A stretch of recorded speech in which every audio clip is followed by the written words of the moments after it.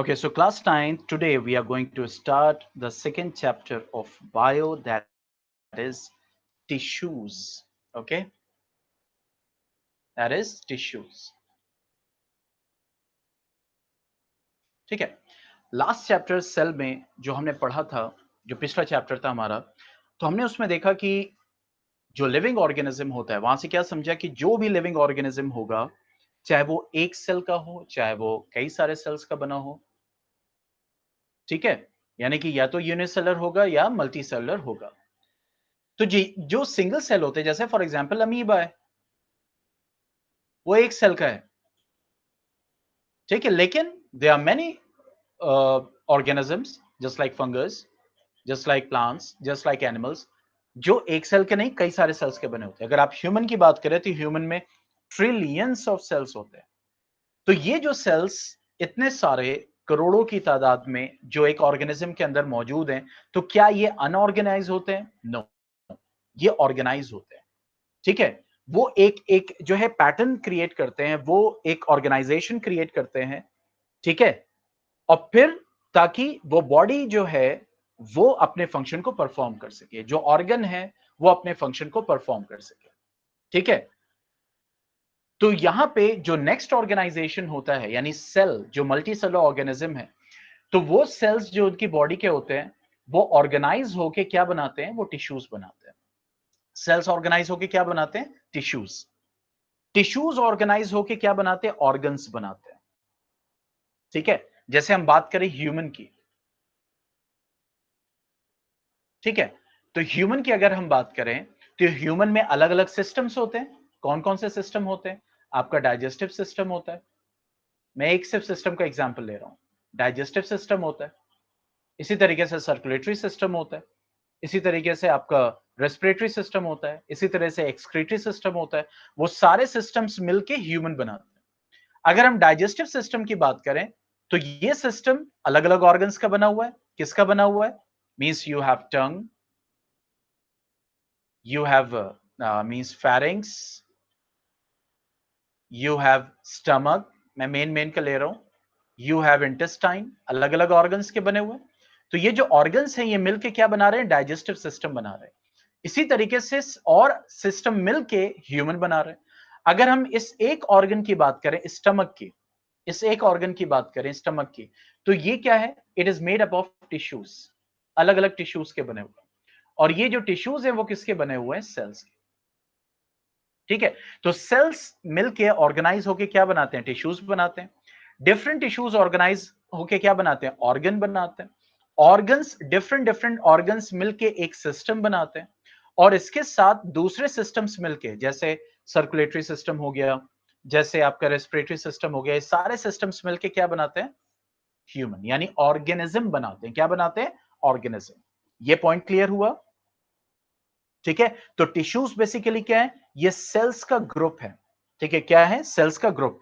लेकिन अगर हम बात करें कि क्या ये सेल का कोई भी सेल अगर हमने ग्रुप में रख दिया तो क्या वो सब टिश्यू कहलाएगा? नहीं, ठीक है। सेल्स का ग्रुप है, लेकिन उसके साथ कंडीशन है। ये नहीं है कि स्टमक के अंदर जितने सेल्स हैं तो स्टमक के सेल, टंग के सेल, फेरिंग के सेल, इंटेस्टाइन के सेल, लिवर के सेल सब एक साथ रख देंगे तो उसको हम टिश्यू बोलेंगे? नहीं, टिश्यू एक ऑर्गेनाइजेशन है, ठीक है। इट इज डिफाइंड एज, अगर हम देखें तो अब डेफिनेशन पे आते हैं, it is defined as a group of a group of similar, यानी एक जैसे, और डिसिमिलर cells that perform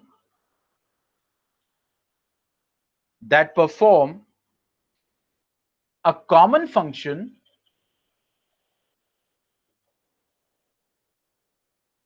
या तो वो खुद परफॉर्म करेगा या तो हेल्प करेगा, ठीक है। परफॉर्म और हेल्प भी आप इसके आगे लिख सकते हैं, और हेल्प, रुक जाइए, तो that will make it more clear. क्यों मैं लिखवा रहा हूं हेल्प, वो अभी आगे पता चलेगा जब हम डिटेल में पढ़ेंगे। परफॉर्म और हेल्प, ठीक है, a common function a common function and have a common origin.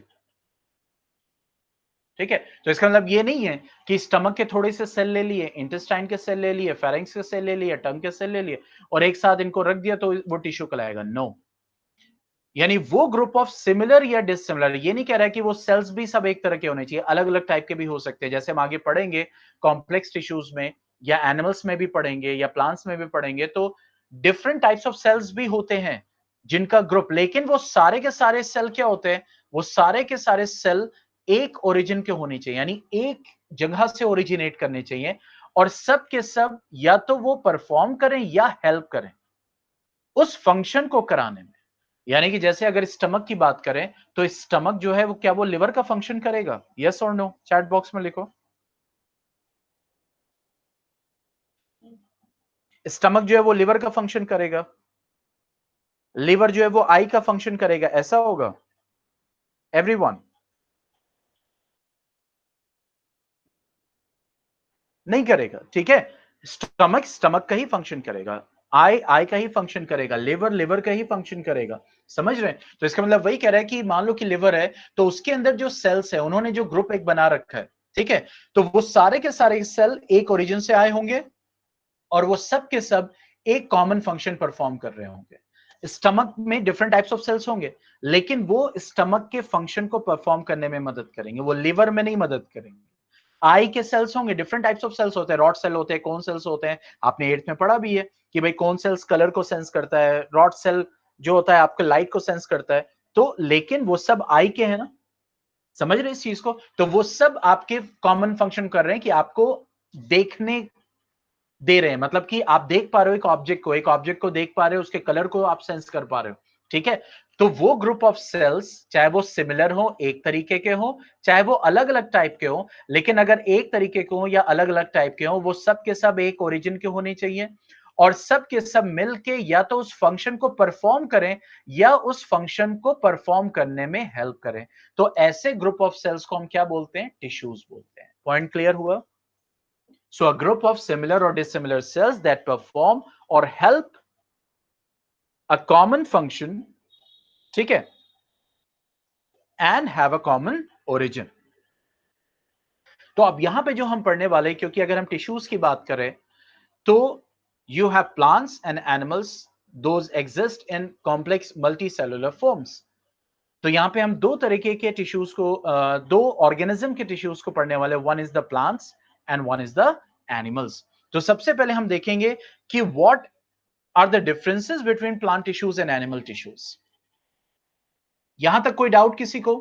Anyone? तो फिर आगे बढ़ते हैं। किसी को डाउट है?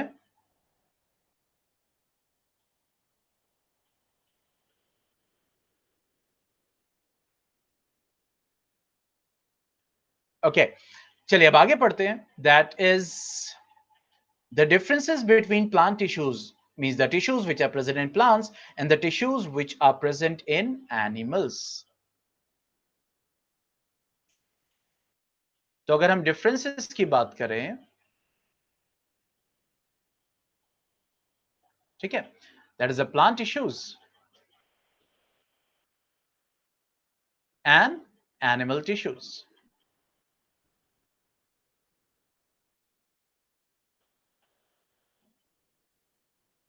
Okay, so the first difference is, देखो प्लांट और एनिमल में क्या फर्क है? प्लांट एक जगह फिक्स होता है और एनिमल को क्या होता है? जगह जगह घूमना होता है। यानी प्लांट एक जगह जब सॉइल में फिक्स होता है तो वहीं उसको जो है रॉ मटेरियल, जो उसका फूड है, यानी कार्बन डाइऑक्साइड एंड वाटर वहीं मिल जा रहा है, सॉइल से मिनरल्स मिल जा रहे हैं, सॉइल से फॉर एग्जांपल न्यूट्रिएंट्स मिल जा रहे हैं, प्रोटीन, नाइट्रोजनस कंपाउंड्स मिल जा रहे हैं। लेकिन एनिमल को चाहे वो शेल्टर लेना हो, चाहे वो खाना खाना हो, चाहे वो प्रोटेक्शन हो, animal has to go round, ठीक है, ओके। तो अब यहां पे क्या हुआ कि क्योंकि प्लांट्स एक जगह फिक्स होते हैं, ओके, और एनिमल्स को घूमना होता है, They are not fixed, they are not stationary, they move from one place to another place in search of food, mates and shelter. तो जो एनर्जी रिक्वायर्ड होती है एनिमल्स को, वो प्लांट्स के कंपैरिजन में क्या होगी, वो ज्यादा होगी। ठीक है, यानी कि जो प्लांट टिश्यूज होते हैं, ये प्लांट्स होते हैं बेसिकली, जो प्लांट्स हैं वो एक जगह फिक्स होते हैं और एनिमल्स जगह जगह घूमते रहते हैं। तो इसको एनर्जी एनिमल के कंपैरिजन में क्या चाहिए, कम चाहिए। इसीलिए अगर हम एनिमल की बात करें तो मोस्ट ऑफ द टिश्यूज, आप एनिमल टिश्यूज को जब देखेंगे, most of the tissues in animals are living, living tissues होते हैं। लेकिन प्लांट्स में आपको क्या मिलेंगे, लिविंग टिश्यूज के साथ साथ क्या मिलेंगे, डेड टिश्यूज मिलेंगे। Most of the tissues are supportive in function and provide mechanical strength, यानी कि मोस्ट ऑफ द टिश्यूज,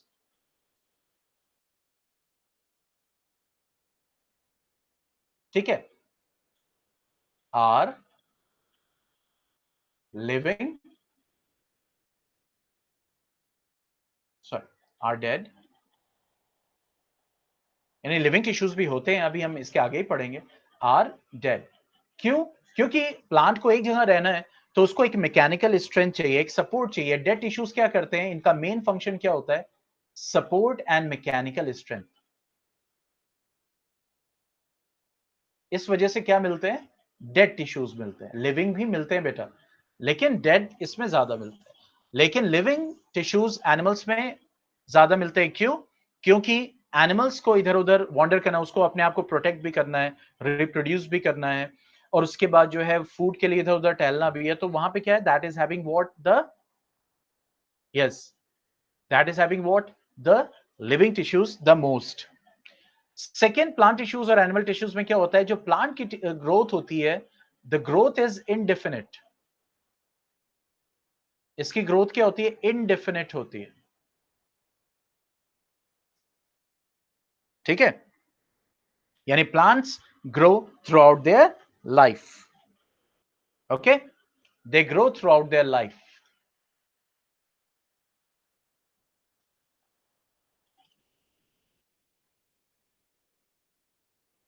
लेकिन जो एनिमल्स होते हैं, इनकी ग्रोथ क्या होती है, डेफिनेट होती है। इनका एक लाइफ स्पैन होता है, growth is definite, they have the life span.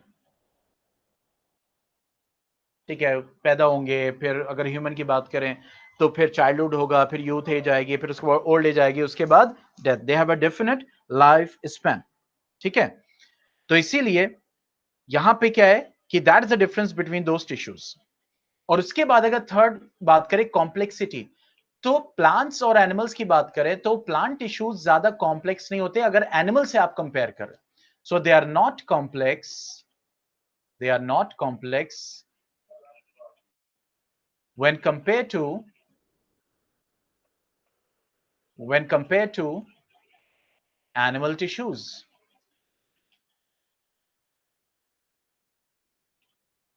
ठीक है, and they are complex when compared to plants, when compared to plant tissues. ठीक है, is that clear? अभी तक कोई डाउट हो तो पूछो चैट बॉक्स में, कोई दिमाग में क्वेश्चन हो तो पूछो, नहीं तो फिर आगे बढ़ते हैं, हम प्लांट टिश्यूज को स्टार्ट करेंगे।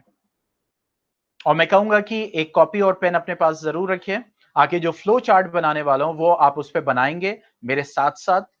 और चाहे तो एक स्केल रख लें ताकि आप स्ट्रेट लाइन ड्रॉ कर सकें, और जब आगे मैं आगे टिश्यूज पढ़ाऊंगा तो वो पोर्शन आपके सामने होना चाहिए, ताकि आप ये देख सको कि हाँ कौन सा टिश्यू किस कैटेगरी में लाई करता है, आपके लिए आसानी होगी। और उसको एक A4 साइज पे बना के अच्छे से आप अपने टेबल, जो स्टडी टेबल उसके सामने लगा लीजिए, ताकि वो आप रोजाना देखेंगे तो याद होता रहेगा आपको।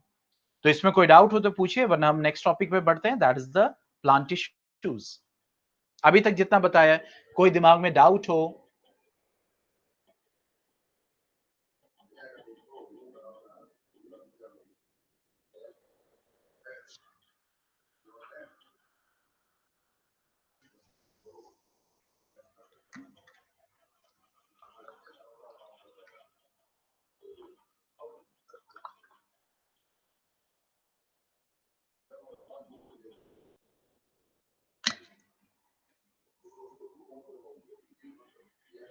ओके चलिए अब हम स्टार्ट करते हैं।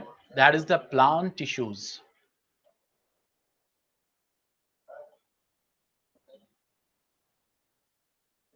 ठीक है, अगर हम प्लांट टिश्यूज को देखें तो ये मैं आपके सामने फ्लो चार्ट पहले बनाऊंगा और वन बाय वन हम स्टडी करेंगे। ओके, और मेरे साथ साथ बनाते जाइए। प्लांट टिश्यूज मेनली दो कैटेगरीज में डिवाइड होते हैं, और जब बना लीजिए तो डन लिखिए, ताकि आप एक थोड़ा सा आपको साथ साथ याद भी होता जाए, क्योंकि ये टिश्यूज चैप्टर जो है वो इंटरेस्टिंग तभी होगा जब आप फ्लो चार्ट से उसको पढ़ोगे। अगर आप ऐसे ही याद करते जाओगे, रटते जाओगे, तो आपको इंटरेस्टिंग नहीं लगेगा और आप टिश्यू चैप्टर आपके लिए हमेशा डिफिकल्ट लगेगा। क्यों? क्योंकि इसमें लर्निंग ऑब्जेक्टिव ज्यादा है, मतलब कि चीजें आपके पास इंफॉर्मेशन होंगी कि भाई ये ओवल होता है, इसके ये होता है, ये डेड होता है, ये लिविंग होता है, मतलब इस टाइप की इंफॉर्मेशन। ठीक है, तो प्लांट टिश्यूज बेसिकली अगर हम बात करें दो काइंड में डिवाइड होते हैं। One is the meristematic tissue. ये क्या होता है हम डिटेल में पढ़ेंगे, अभी सिर्फ हम फ्लो चार्ट, ताकि फ्लो चार्ट आपके सामने हो। Meristematic tissue and another one is the permanent tissue.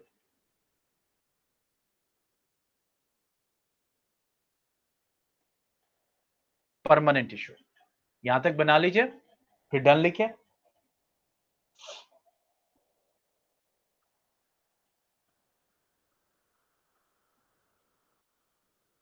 Okay, now this meristematic tissue is divided into three kinds of tissues. Three kind of tissues. One is the apical meristem, apical meristem. Next one is the lateral meristem, and next one is the intercalary meristem. Intercalary meristem. Okay, so the meristematic tissue is divided into three kinds of tissues. One is the apical meristem, lateral meristem, and the intercalary meristem. Draw it and write done.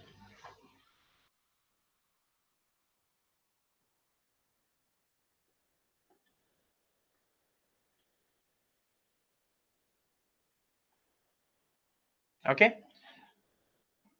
now coming to the permanent tissue. If we talk about permanent tissue, it is of two types. Permanent tissue is of two types.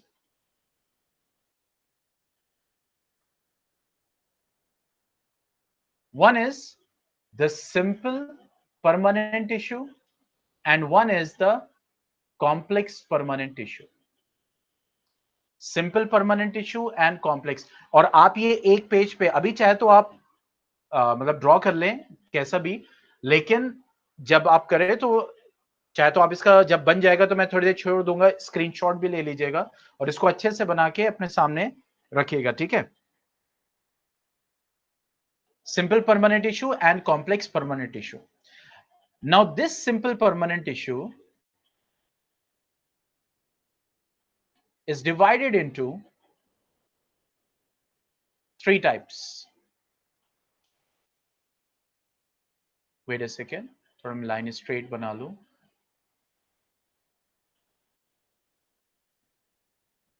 Okay, it is divided into three types. Okay, now simple permanent tissue is divided into three types. One is parenchyma, one is collenchyma या collenchymatous tissue भी बोलते हैं, parenchymatous tissue भी बोलते हैं, that is another name. वो सब हम डिटेल हम जब इंडिविजुअली एक एक को स्टडी करेंगे। And one is the sclerenchyma। ठीक है, and this sclerenchyma is divided into two. One is the fibers, वही फाइबर्स जो आप पढ़ते हो, सॉरी,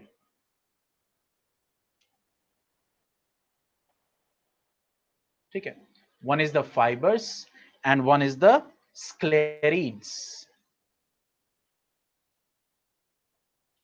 ठीक है, जो आपके फाइबर्स होते हैं, आपके कॉटन फाइबर, जूट फाइबर, ठीक है, वो यही है स्क्लेरन काइमा है। तो बहुत कुछ पढ़ने वाले हैं, बहुत कुछ पता चलने वाला है, ठीक है। ये बना लिया। तो परमानेंट टिश्यू दो टाइप के होते हैं, सिंपल, कॉम्प्लेक्स। तो सिंपल हमने बनाया, one is the parenchyma, then collenchyma, sclerenchyma, and another one is the sclerenchyma, which is divided into two types. ठीक है। Now coming to complex one. Now this complex is divided into two types. One is the xylem and one is the phloem. ठीक है, is that clear? तो ये आपका flow chart है। Plant tissues में हम यहां तक पढ़ने वाले हैं अप टू फ्लोएम। ये हो गया हो तो अब स्टार्ट करते हैं हम प्लांट टिश्यूज, और स्टार्ट करेंगे सबसे पहले मेरिस्टेमेटिक टिश्यू, और इसके तीनों टाइप्स को कवर करेंगे, और फिर परमानेंट टिश्यू और इसके दोनों टाइप्स और सब टाइप्स को हम कवर करेंगे। आगे बढ़े, आप स्क्रीनशॉट ले लीजिए।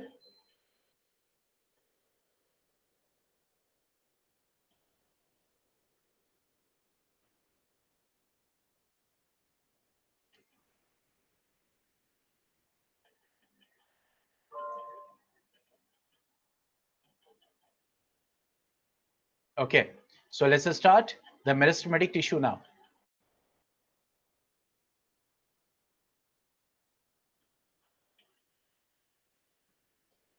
Let me put one figure.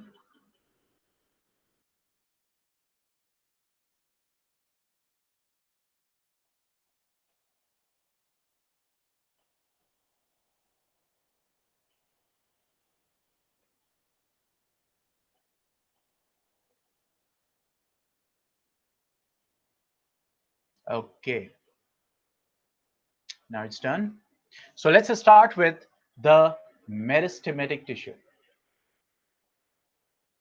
तो जैसा हमने पढ़ा कि प्लांट टिश्यूज कॉम्प्लेक्स तो होते हैं, लेकिन इतने कॉम्प्लेक्स नहीं होते जितने कि एनिमल्स। क्यों? क्योंकि प्लांट को एक ही जगह रहना है थ्रू आउट द लाइफ, और एनिमल्स को वॉन्डर करना है here and there for their needs. दूसरा हमने ये पढ़ा कि प्लांट्स में जो डेड टिश्यू का नंबर होता है वो ज्यादा होता है, और जो लिविंग टिश्यू का नंबर होता है वो कम है, लेकिन क्या होता है, that is very very very important. तो बेसिकली प्लांट टिश्यूज दो भी डिवाइड होता है, one is the meristematic tissue and one is the complex tissues या परमानेंट टिश्यू जिसको आप कह सकते हैं। मेरिस्टेमेटिक टिश्यू वो क्या होता है, these are the living tissues, ये प्लांट के लिविंग टिश्यूज है। मतलब क्या हो गया कि ये टिश्यूज लिविंग सेल्स के बने होंगे, ठीक है। These are made up of living cells. तो ये ध्यान रखिएगा, प्लांट में जो लिविंग सेल्स होते हैं वो कौन सा टिश्यू बनाते हैं, that is the meristematic tissue. Okay, so these are the living tissues and they are in, यानी कि ये क्या होते हैं, they are in continuous state of division. ये डिवाइड करते रहते हैं, कॉन्टिन्यूअस स्टेट ऑफ डिवीजन, ठीक है, continuous state of division. Okay, now अगर हमें डिफाइन करना हो तो क्या होगा, it is a group, definition, it is a group और क्लस्टर आप कह सकते हैं ऑफ लिविंग सेल्स, यानी मेरिस्टेमेटिक टिश्यू को हम डिफाइन कर रहे हैं, of living sales which are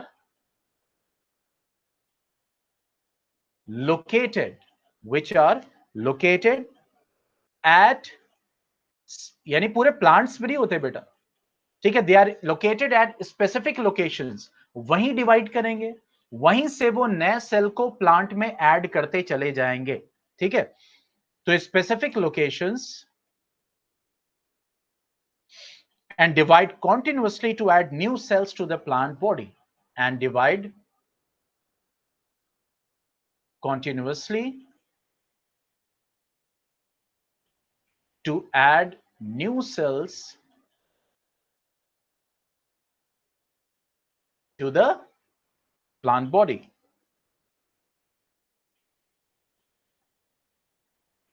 to the plant body. ठीक है, तो मेरिस्टेमेटिक टिश्यू क्या है? लिविंग सेल्स का ग्रुप है, क्लस्टर है, जो एक स्पेसिफिक लोकेशन पे होता है। देखो यहाँ फिगर में जो आपके बने हुए ना, ये ग्रीन पोर्शन में जो है, ये जो मैं शो कर रहा हूं, ये स्पेसिफिक लोकेशन है। अब इनको क्या क्या कहते हैं वो हम देखेंगे आगे, लेकिन बस मैं दिखा रहा हूं। देखो यहाँ पे ये क्या है, these are the meristematic tissues. यहीं से आपके लिविंग सेल्स डिवाइड करेंगे और प्लांट को नए सेल्स ऐड करते जाएंगे, चाहे वो प्लांट की हाइट बढ़ाए, चाहे वो प्लांट की विड्थ बढ़ाए, चाहे वो जैसे होता है ना लीफ का स्ट्रक्चर, देखो जब आप छोटा होता है प्लांट, धीरे धीरे बड़ा होता चला जा रहा है। ठीक है, लीफ का बेस स्मॉल है, धीरे धीरे उसका साइज बड़ा होता चला जा रहा है। क्यों? Because new cells are added continuously. तो ये जो नए सेल्स, लिविंग सेल्स जो ऐड हो रहे हैं, तो वो कौन ऐड करता है? Meristematic tissue. यहां तक पॉइंट क्लियर हुआ? मेरिस्टेमेटिक टिश्यू क्या होता है? तो मेरिस्टेमेटिक टिश्यू प्लांट टिश्यूज के लिविंग सेल्स है, का क्लस्टर है, जो नए सेल्स को ऐड करता है बॉडी में। ठीक है, अब हम बात करते हैं कैरेक्टरिस्टिक्स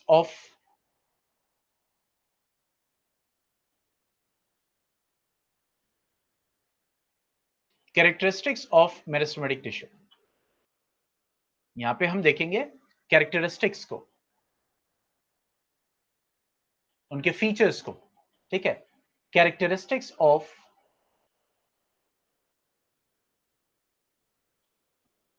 मेरिस्टेमेटिक टिश्यू।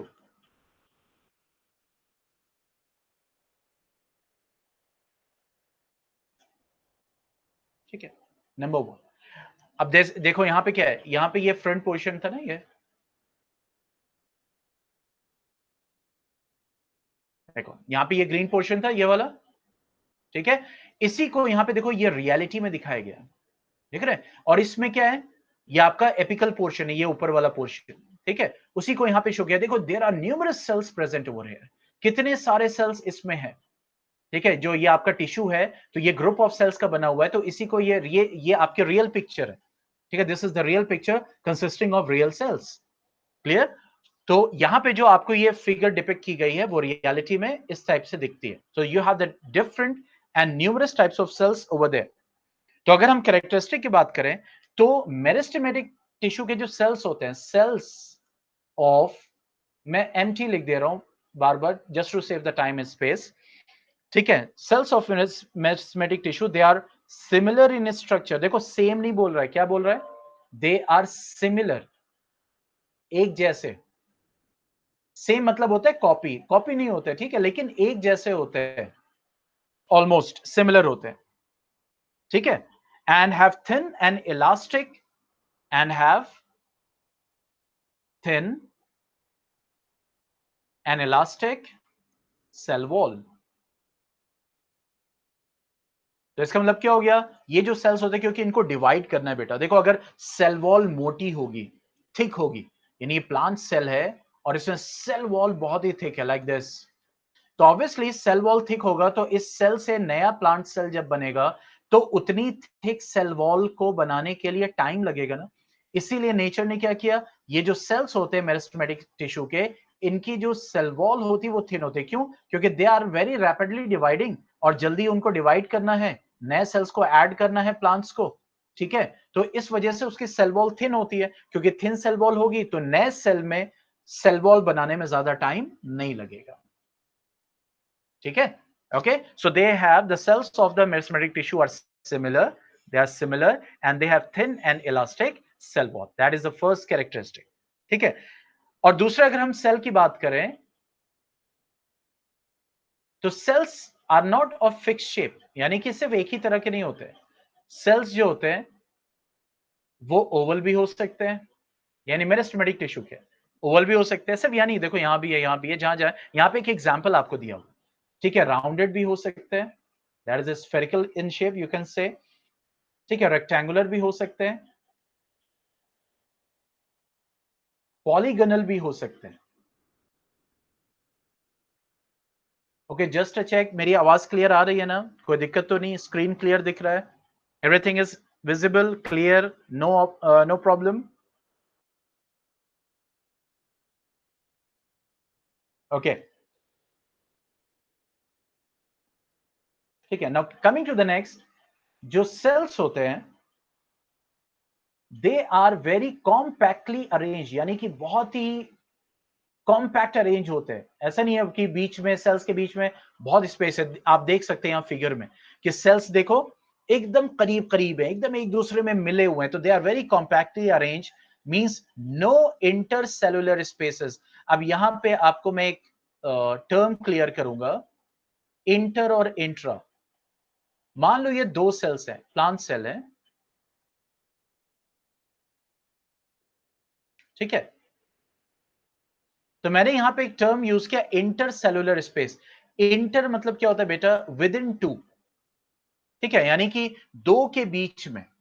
और इंट्रा एक टर्म होता है इंट्रा, इंट्रा मतलब होता है विद इन सेल्फ, यानी कि खुद, यानी उसी में। जैसे मिसाल के तौर पर मैंने आपसे बोला इंटर क्लास कंपटीशन, मतलब क्या हो गया, दो क्लास के बीच में कंपटीशन।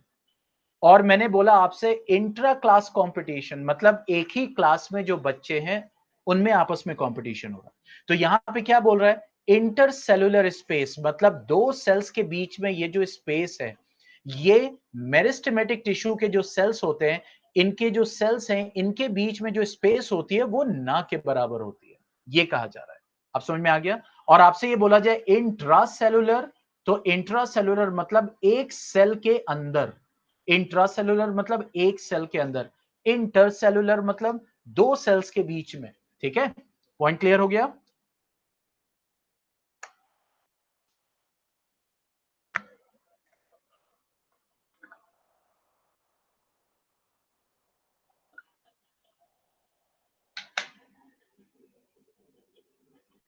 ओके, और ये टर्म आप कहीं भी यूज करें, ऐसा नहीं कि सिर्फ ये बायो का टर्म है।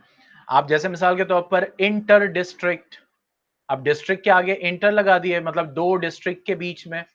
इंट्रा डिस्ट्रिक्ट मतलब एक डिस्ट्रिक्ट के अंदर, समझ गए। तो ये you can place these words, ये प्रीफिक्स है, आप वर्ड के पहले ही लगाए जाएंगे। तो इंटर या इंट्रा जो है वो आप यूज कर सकते हो अपने नॉर्मल लैंग्वेज में भी। आप जो है नॉर्मल जो है वो बातचीत में, उसको डे टू डे कम्युनिकेशन में भी आप इसको यूज कर सकते हैं। ठीक है, तो बेसिकली यहाँ पे क्या पता चला कि इनके बीच में स्पेस बहुत कम होता है, ना के बराबर होता है, and they are compactly arrange. Next one, they have the dense और abundant साइटोप्लाज्म। आपको लास्ट चैप्टर में बताया था सेल्स के जो तीन लिविंग पार्ट्स होते हैं जो कि बहुत इंपॉर्टेंट है, one is the nucleus, one is the cytoplasm and one is the cell membrane. तो यहां पे कह रहा है कि क्योंकि इसको बहुत ही एक्टिवली डिवाइड होना है, ठीक है, तो इस वजह से ये जो सेल्स होते हैं मेरिस्टेमेटिक टिश्यूज के, इनका जो साइटोप्लाज्म होता है बहुत ही डेंस, बहुत ही अबंडेंट होता है, ठीक है, ज्यादा मौजूद होता है। And they have the large prominent nucleus, क्योंकि न्यूक्लियस क्या होता है, that is having a very important function, cell की एक्टिविटी को कंट्रोल करता है, ठीक है। तो इसी वजह से इसके अंदर क्या, लार्ज प्रोमिनेंट का मतलब क्या हो गया, प्रोमिनेंट मतलब बड़ा दिखे। जैसे मिसाल के तौर पर मैंने आपसे कल बोला था ना, जब आप ग्राफ ड्रॉ कर रहे थे, तो मैंने आपसे कहा था एक पॉइंट बनाना और उसको थोड़ा प्रोमिनेंट कर दीजिएगा। प्रोमिनेंट मतलब थोड़ा सा दिखे, मतलब ये भी नहीं है कि एकदम यूं। तो प्रोमिनेंट मतलब that should be easily visible, बड़ा साइज का, ताकि आप आसानी से उसको देख सको। और जैसा आप इसमें इमेज में देख पा रहे हो, लेट मी जूम इट, देखो दिख रहा है, ये देखो जो डॉट्स हैं, तो आप आसानी से इसके न्यूक्लियस देख सकते हो, they are very large in size. Is that clear, is it visible on the screen?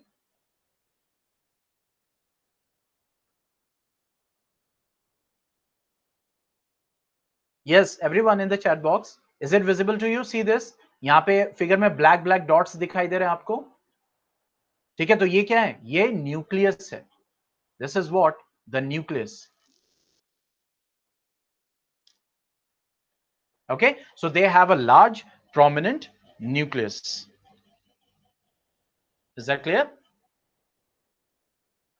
And they have last, there is a small or no vacuoles. या तो स्मॉल, क्योंकि देखो इस प्लांट सेल में वैक्यूल होता है, हमने पढ़ा था लास्ट चैप्टर में कि that covers 50 to 90% of the plant volume, plant cell volume. और उसका मेन काम क्या होता था, स्टोरेज। तो लेकिन यहाँ पे स्टोरेज मेन फंक्शन नहीं है ना, यहाँ पे मेन फंक्शन क्या है कि प्लांट्स को नए सेल दिए जाए ताकि प्लांट ग्रो कर सके।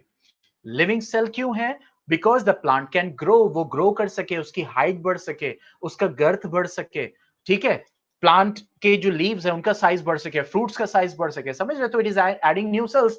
तो यहाँ पे वैक्यूल स्टोरेज ज्यादा रिक्वायर्ड नहीं, तो या तो स्मॉल वैक्यूल होगा या फिर no vacuole. So these are the some characteristic of meristematic tissue. अब आते हैं, अब हम बात करें मेरिस्टेमेटिक टिश्यू की, हमने कैरेक्टरिस्टिक की बात कर ली। अब हम बात करेंगे कि लोकेशन की बेसिस पे ये मेरिस्टेमेटिक टिश्यू कितने टाइप का होता है, ठीक है? मेरिस्टेमेटिक टिश्यू कितने टाइप का होता है लोकेशन के बेसिस पे। तो let me delete all this portion here. तो coming to the type of meristematic tissue,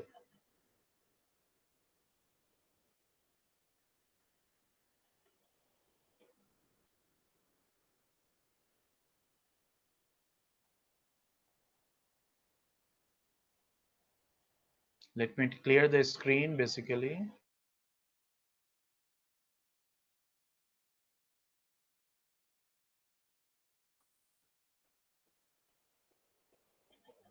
Okay, so coming to the next topic, and that is the types of meristematic tissue. Types of, अब आप अपने flow chart में देखते रहिएगा कि हम इस वक्त कहां पे हैं, ठीक है? तो हम मेरिस्टेमेटिक टिश्यू के टाइप्स को पढ़ रहे हैं। तो मेरिस्टेमेटिक टिश्यू के देखो ओरिजिन डिस्ट्रीब्यूशन की बेसिस पे अलग अलग होता है, लेकिन जो एनसीईआरटी में कोर्स है that is on the basis of location, यानी कि वो मेरिस्टेमेटिक कहां लोकेटेड है, प्लांट्स में कहां लोकेटेड है, उनकी पोजीशन, उनकी जगह के हिसाब से मेरिस्टेमेटिक टिश्यू को मतलब डिवाइड किया गया थ्री टाइप्स में। One is the apical meristem, one is the lateral meristem and one is the intercalary meristem, ठीक है? तो सबसे पहले हम पढ़ने वाले हैं एपिकल मेरिस्टेम,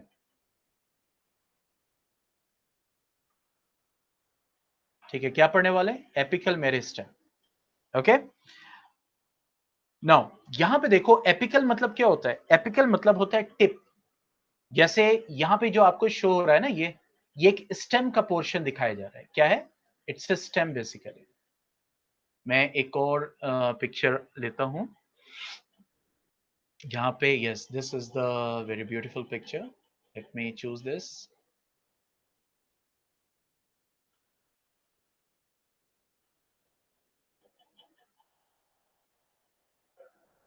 इस फिगर में और आपको इंशाल्लाह क्लियर होगा।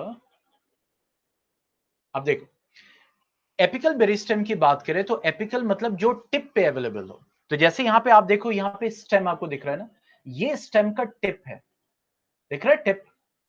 ठीक है, देखो इसको जूम करके यहां दिखाया गया है और इसको और जूम करके ऐसे दिखाया जा रहा है, देखो ये है, this is the real picture, ठीक है? तो जो टिप पे अवेलेबल होता है, स्टेम की टिप पे हो चाहे रूट्स, देखो ये रूट्स है, ठीक है? इसीलिए जब आप रूट्स होते हैं ना, रूट्स मेन, फिर उसके बाद सेकेंडरी रूट्स और उसके बाद टर्शियरी रूट्स लाइक दिस। अभी हम टाइप्स ऑफ रूट्स पे नहीं जाएंगे, ठीक है? तो बेसिकली जो आपके रूट्स होते हैं उनके जो टिप पे होता है, टिप पे, ठीक है? तो कौन सा टिश्यू होता है? Meristematic tissue. और उसमें कौन सा होता है? That is apical meristem. तो एपिकल मेरिस्टेम कहां पे होता है? या तो शूट के टिप पे होगा या फिर रूट के टिप्स पे होगा, समझ रहे हैं? इसीलिए आपने देखा होगा जब प्लांट ग्रो करता है, अभी हम हाइट की बात करेंगे, एलोंगेशन की बात करेंगे, लंबाई की बात करेंगे, ठीक है? तो ये वाला जो सेल यहां पे होगा, अगर आप इसको यहां से काट दो, अभी सिर्फ क्योंकि अभी मैं उसको नहीं करूंगा, यहां पे आप इसको काट दोगे, देखोगे इसके आगे ग्रोथ रुक जाएगी, लेकिन बीच में से कहीं ना कहीं से ग्रोथ स्टार्ट हो जाएगी। वो क्यों होती है हम आगे डिस्कस करेंगे। लेकिन अगर आपने इसकी टिप काट दी, कभी इसको नोटिस किया है? ये प्लांट है, आपने इसकी टिप काट दी, ऊपर का हिस्सा काट दिया, तो इसके आगे ये ग्रोथ अब रुक जाएगी, ठीक है? घर पे करना नहीं, मतलब देख दाख के पता चला मम्मी पापा को प्लांट बहुत पसंद है, आपने उसकी टिप काट दी, क्या सर ने बोला था चेक करने के लिए, तब तो मैं तो पूरे उसमें जो है दौड़ाया जाऊंगा फिर है।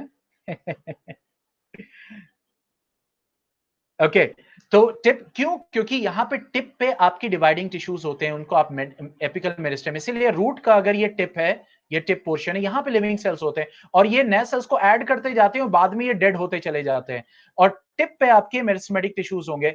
तो अगर आप इसकी भी टिप काट दो तो भी क्या होगा? रूट आगे ग्रो नहीं करेगी, जैसे यहां पे दिख रहा है, see this, this is the real picture of the root tip. तो एपिकल मेरिस्टेम कहां पे प्रेजेंट होते हैं? They are located at the growing apices of the main and lateral shoots and roots. Means they are located at the apices. Apices basically कहते हैं apex, जहां से apical आए। एपेक्स का प्लूरल है, एपेक्स टिप को कहते हैं। एपेक्स किसको कहते हैं? टिप। तो they are located at the apices of main, देखो मेन टिप और ये भी शूट, ये जो ब्रांचेस निकलती हैं तो इनकी भी टिप पे, समझ रहे हैं? तो located at the apices of main और lateral shoots, lateral shoots means stem and roots.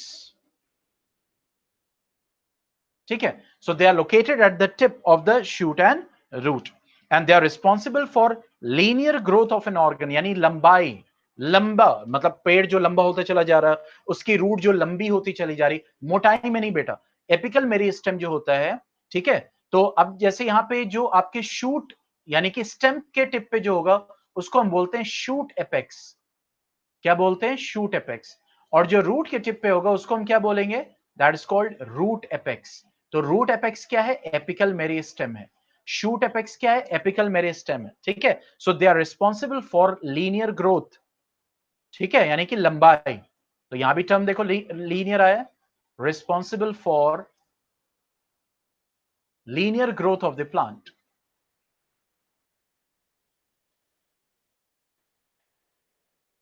ठीक है? यानी प्लांट की मोटाई में मदद नहीं करेगा, लेकिन रूट्स की लंबाई, उसको लंबा करने में और शूट को लंबा करने में मदद करेगा। जैसे एग्जांपल मैंने आपको दिया, शूट, ठीक है? Shoot, apical meristem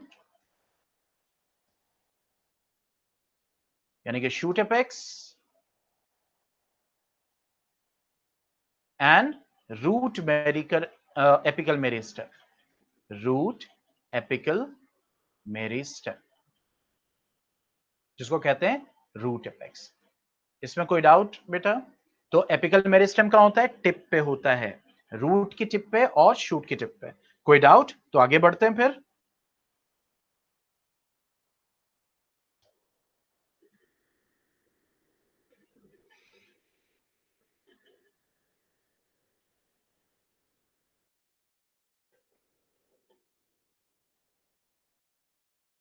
just type in the chat box. कोई डाउट हो? नहीं तो आगे बढ़े फिर।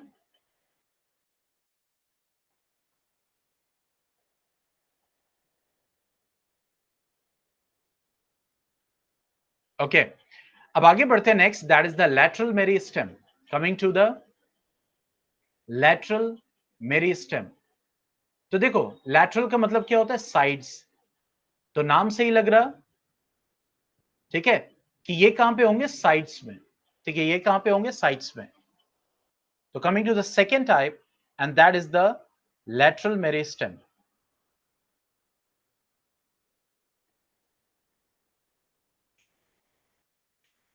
ठीक है, देखो ये लैटरल मेरिस्टेम है, दिख रहा है ये। अब देखो जब ये डिवाइड करेगा तो नए सेल्स वो ऐसे ऐड करेगा। ठीक है, समझ रहे इस चीज को? तो जब डिवाइड करेगा तो क्या होगा? प्लांट की क्या होगी? विड्थ बढ़ेगी, गर्थ बढ़ेगी, चौड़ाई बढ़ेगी। तो बेसिकली जो लैटरल मेरिस्टेम है वो प्लांट को चौड़ा करने में, विड्थ उसकी इंक्रीज करने में, गर्थ इंक्रीज करने में हेल्प करता है। ठीक है, तो लैटरल मेरिस्टेम क्या हो गया?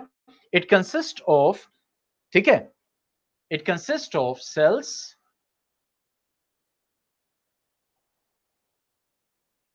which on division increases width or girth of plant, यानी उसकी चौड़ाई को। इसका मतलब क्या हो गया? लेटरल मेरिस्टेम चौड़ाई को बढ़ाता है। ठीक है, और आमतौर से ये जो होता है, ये जो पेड़ की छाल होती है, बार्क जिसको कहते हैं, ये जो लैटरल मेरिस्टेम होता है ये बार्क के नीचे, पेड़ की छाल के नीचे होता है असल में। ठीक है, तो ये आपकी क्या है, पेड़ की छाल हो गई।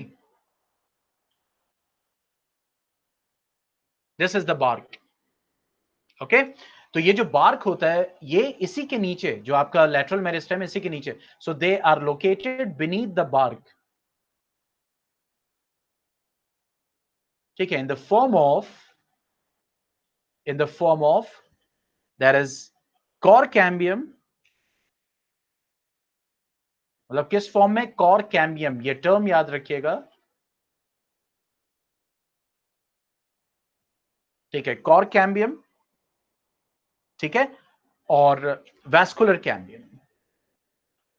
वैस्कुलर कैम्बियम ये आपके जो आगे पढ़ेंगे डाइकॉट्स होते हैं, ठीक है, मोनोकॉट्स डाइकॉट्स दो टाइप के प्लांट्स होते हैं, तो उसके वैस्कुलर बंडल्स में, वैस्कुलर बंडल्स मतलब that is the xylem phloem, तो वैस्कुलर कैम्बियम के फॉर्म में ये जो पेड़ की छाल होती है उसके नीचे ये सेल्स अवेलेबल होते हैं, पेड़ की छाल के नीचे अंदर की तरफ। ठीक है, ओके, तो अब ये क्या देंगे, दे हेल्प इन, देखो प्लांट जो एपिकल मेरिस्टेम की वजह से लंबा हो रहा है, यानी शूट लंबा हो रहा है, और जो रूट थी वो भी लंबी हो रही थी, इसको प्राइमरी ग्रोथ कहेंगे। ठीक है, और जो ये प्लांट चौड़ा हो रहा है, ठीक है, प्लांट जो चौड़ा हो रहा है with the help of lateral meristem, तो दे, उसको हम क्या कहेंगे, सेकेंडरी ग्रोथ, तो they help in the secondary growth of the plant, secondary growth of the plant by dividing cells. वो सेल्स को ऐड करता जाता है, कोई चीज ग्रो क्यों करेगी बेटा, सेल्स को ऐड करेगा। तो ये जो लेटरल मेरिस्टेम है ये लिविंग टिश्यू का है ना, हम मेरिस्टेमेटिक टिश्यू के टाइप्स पढ़ रहे हैं, तो एपिकल मेरिस्टेम टिप पे होता है, लेटरल मेरिस्टेम साइड्स में होता है, तो ये लिविंग टिश्यू है, ये नए सेल्स को ऐड करेगा तो फिर चौड़ाई बढ़ेगी। आप समझ में आया?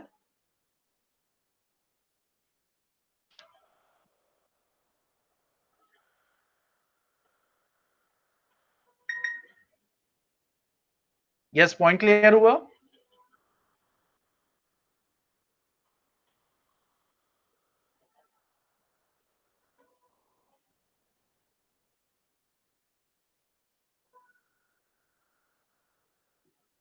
Okay, now coming to the third one, and that is the last one, which is known as intercalary meristem. Intercalary meristem. अब देखो यहां भी टर्म इंटर यूज हुआ है, तो इसका मतलब उसी से रिलेटेड कुछ होगा। Okay, so let us clear the board now. So coming to the third one, that is intercalary meristem. Intercalary meristem. अब देखो इंटरकैलरी मेरिस्टेम कहां पे होता है, मैं आपको बताऊं, let me show you the, एक मिनट,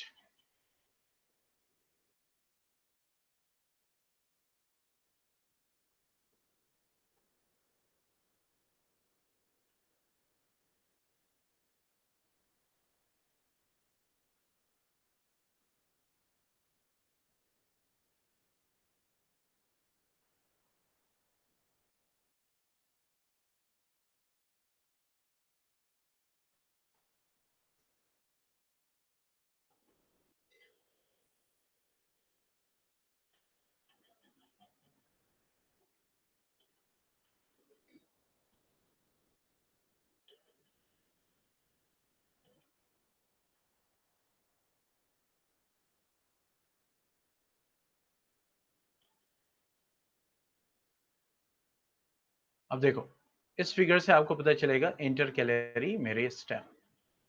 क्लियर? अब देखो ये आपके सामने स्टेम है,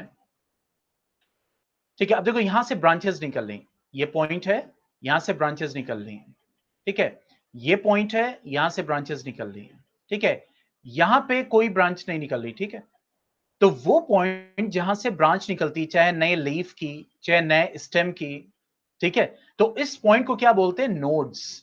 क्या बोलते हैं इस पॉइंट को, नोड्स।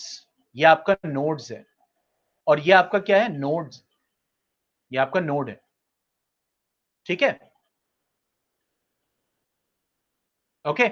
और दो नोड्स के बीच में ये जो जगह है, ये दिख रहा है स्पेस, इसको क्या बोलते हैं? Inter node. क्या बोलते हैं? इंटर। देखो यहां भी इंटर आ रहा है ना टर्म, ठीक है, यानी इंटर नोड मतलब दो नोड के बीच की जगह। तो बेसिकली इंटर कैलरी मेरिस्टेम का होता है, देखो इसी स्टेम को, जो ये नोड है ना, देखो ये नोड यहां शो किया जा रहा है, दिख रहा है? ये शो किया जा रहा है, ये शो किया जा रहा है, यहां से नई ब्रांच निकल रही है, यहां से नई ब्रांच निकल रही है, दिख रहा है? तो बेसिकली ये जो इंटर कैलरी मेरिस्टेम होता है, ये आपके नोड्स पे अवेलेबल होता है। और थोड़ा बहुत यहां से जो ब्रांचेस निकल रही हैं, देखो यहां से ब्रांच निकल रही है, मैं इसको मिटाता हूं। देखो यहां से ब्रांच निकल रही है, तो देखो यहां भी रेड पोर्शन है और थोड़ा सा रेड पोर्शन यहां पे। तो ये जो आपके है, ये आपकी कहलाती है इंटर कैलरी मेरिस्टेम। तो पोजीशन समझ में आ गई? इंटर कैलरी मेरिस्टेम कहां है? नोड्स पे, यहां पे होती है बेटा। इसीलिए मैंने आपको बताया था ना कि अगर आपकी कोई प्लांट है, उसके स्टेम की टिप काट दो, यहां से इसको कट कर दो, तो साइड से क्यों ब्रांचेस निकल आती है? क्योंकि इंटर कैलरी मेरिस्टेम के जो सेल्स हैं, जो लिविंग सेल्स हैं, वो अभी भी अवेलेबल है। आपने यहां से टिप काट दिया, इसको यहां से काट दिया फॉर एग्जाम्पल, तो अब आगे तो प्लांट लंबा तो नहीं होगा, यहां से लंबाई में नहीं जाएगा, लेकिन ये जो नोड है, यहां पे जो लिविंग सेल्स है, यहां से नई ब्रांचेस और नए रूट्स निकलना शुरू हो जाते हैं। अब समझ में आया? क्लियर? तो इसीलिए अगर हम एपिकल मेरिस्टेम यानी कि टिप काट दें, तो क्या प्लांट ग्रो नहीं करेगा? नहीं, ग्रो कर सकता है, लेकिन वो कहां से ग्रो करेगा? इंटर कैलरी मेरिस्टेम की पोजीशन से, यानी नोड से नए ब्रांचेस निकालना शुरू कर देगा, या फिर नए रूट्स निकालना शुरू कर देगा, जिसको हम एडवेंटिशियस रूट्स कहते हैं या ब्रांचेस कहते हैं। पॉइंट समझ में आ गया? तो इंटर कैलरी मेरिस्टेम की लोकेशन समझ में आई बेटा? इंटर कैलरी मेरिस्टेम कहां पे होता है? So they are usually present at the base of, देखो at the base of node के बेस पे। भाई यस सर, सिर्फ एक ही स्टूडेंट का क्यों आ रहा है, बाकी सब लाइव नहीं है क्या? कहीं चले गए?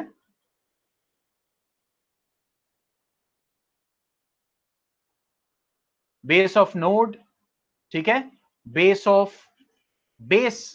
Of inter node,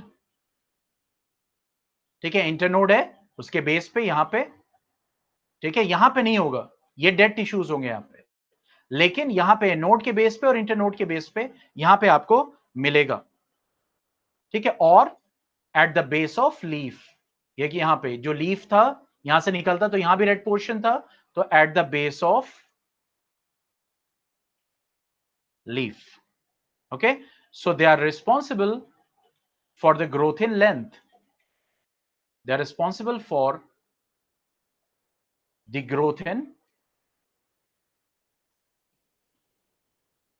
length.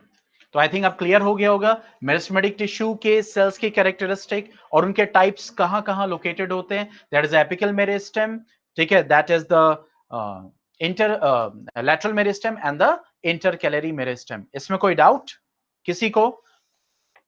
कल हम परमानेंट टिश्यूज स्टार्ट करेंगे।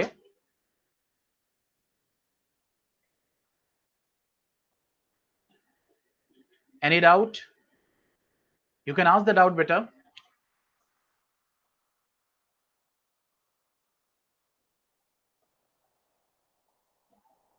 कॉर कैम्बियम, आप इस लेवल पे बस इतना याद रखिए, आपका जो कॉर कैम्बियम है, वो क्या है? एक लैटरल मेरिस्टेम है, that's it, that is present beneath the bark, यानी बार्क के नीचे वो मौजूद होता है, वो टिश्यू है बेसिकली, वो एक मेरिस्टेमेटिक टिश्यू है।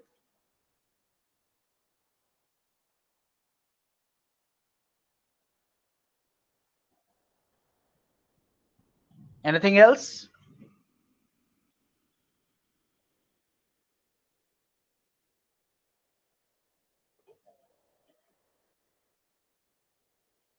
Yes, no doubt.